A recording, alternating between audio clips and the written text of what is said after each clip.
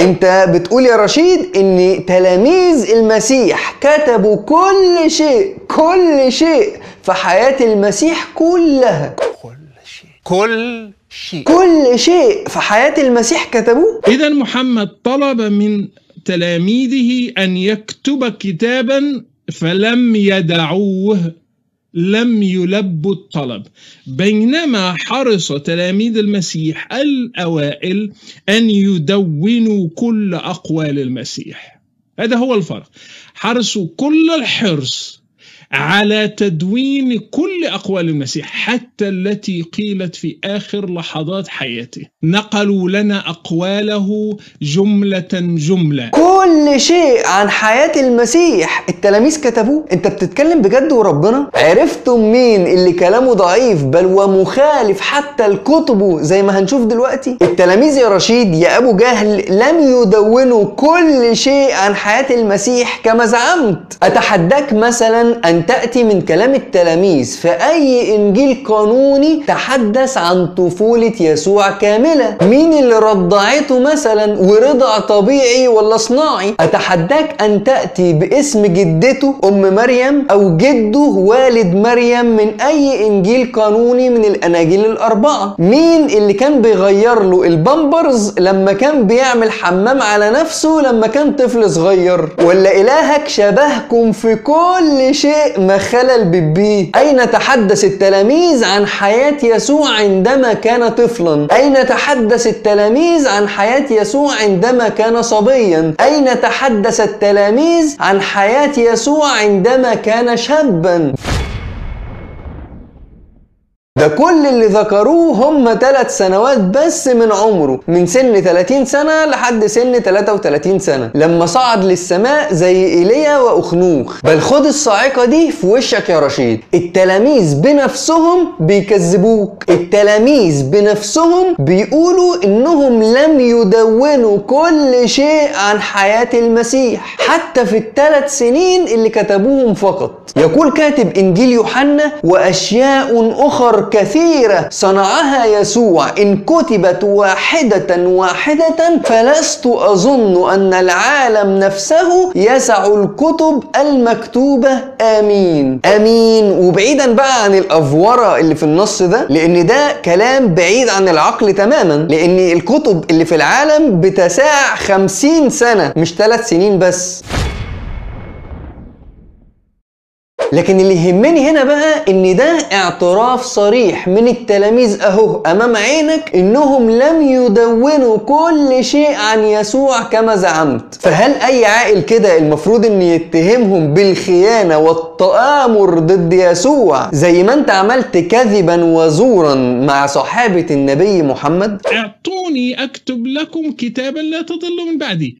ما العيب في هذا الطلب؟ لكن لم يلبوا هذا الطلب خوفا من شيء معين، ربما الحكم، ربما شيء آخر. إذا محمد طلب من تلاميذه أن يكتب كتابا فلم يدعوه، لم يلبوا الطلب. شايفين الاستدلالات الضعيفة والشبهات الضعيفة؟ إيه السبب بقى اللي جعل سيدنا عمر رضي الله عنه يقترح عدم الكتابة؟ لكن لم يلبوا هذا الطلب خوفا من شيء معين، ربما الحكم، ربما شيء آخر. ايه هو الشيء الآخر ده بقى يا رشيد؟ هل يا ترى الرواية نفسها لم تذكر هذا الشيء الآخر؟ طبعا رشيد ما عرضش الرواية لأنه لو عرضها هيتفضح أمره. اقرأ يا جاهل: ائتوني بكتاب أكتب لكم كتابا لا تضلوا بعده. قال عمر إن النبي صلى الله عليه وسلم غلبه الوجع. سيدنا عمر حريص على عدم إرهاق النبي، وعندنا كتاب الله حسبنا، فاختلفوا وكثر اللغط. قال: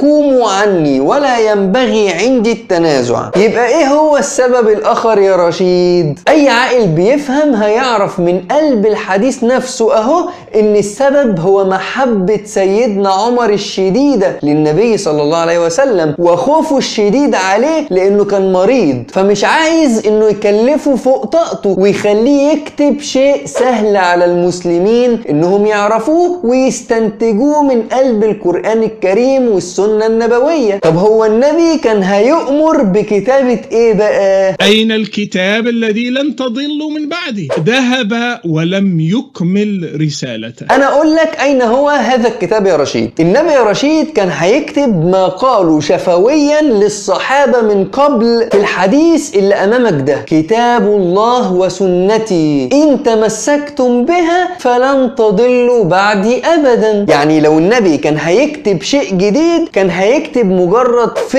فهم وتفسير لبعض آيات القرآن الكريم، واللي أي مسلم وخصوصا الصحابة سهل عليهم جدا إنهم يعرفوها بمجرد دراسة الكتاب والسنة. فمثلا لو النبي صلى الله عليه وسلم كان يريد هنا أن يكتب ويوضح لهم مين اللي هيحكم أو هيصير الخليفة من بعده، زي ما رشيد قال بنفسه: ربما الحكم، ربما شيء آخر. فالقرآن وضح هذا الأمر، قال تعالى: وأمرهم شورى بينهم. فالنبي من شدة رحمته بالأمة فلا يريد الاختلاف بينهم، ويريد أن يؤكد على هذا التعليم الرباني أن أمر المسلمين حتى في اختيار الخليفة من بعده هو شورى بينهم. لما سيدنا عمر بقى يخاف على صحة النبي في مرضه ولا يريد أن يرهقه على شيء سهل استنتاجه من القرآن والسنة، يبقى هو كده غلطان. لكن الأهم هنا بقى، وده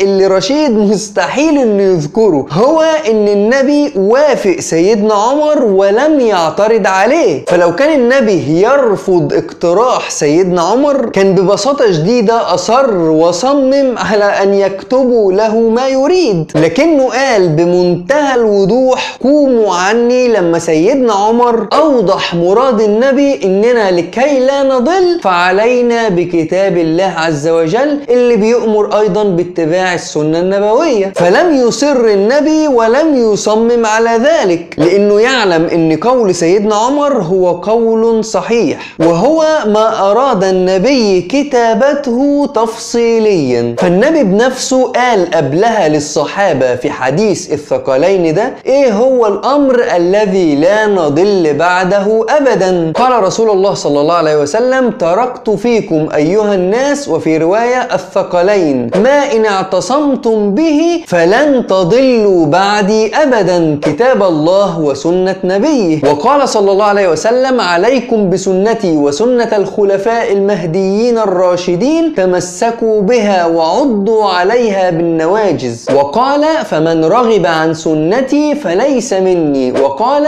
خير الحديث كتاب الله، وخير الهدى هدى محمد. وقال: ألا إني أوتيت الكتاب ومثله معه. عرفت ليه النبي وافق على قول سيدنا عمر يا رشيد؟ لأنه كان هيكتب ما قاله سيدنا عمر كوصية لينا أساسا. فقوله: ائتوني بكتاب أكتب لكم كتابا لا تضلوا بعده هو نفس ما قالوا من قبل: تركت فيكم أيها الناس ما إن اعتصمتم به فلن تضلوا بعدي أبدا، كتاب الله وسنة نبيه. عرفت إن استدلالاتك كلها يا رشيد استدلالات ضعيفة ودون المستوى، ومع ذلك بنرد عليك أهو وبنفحمك.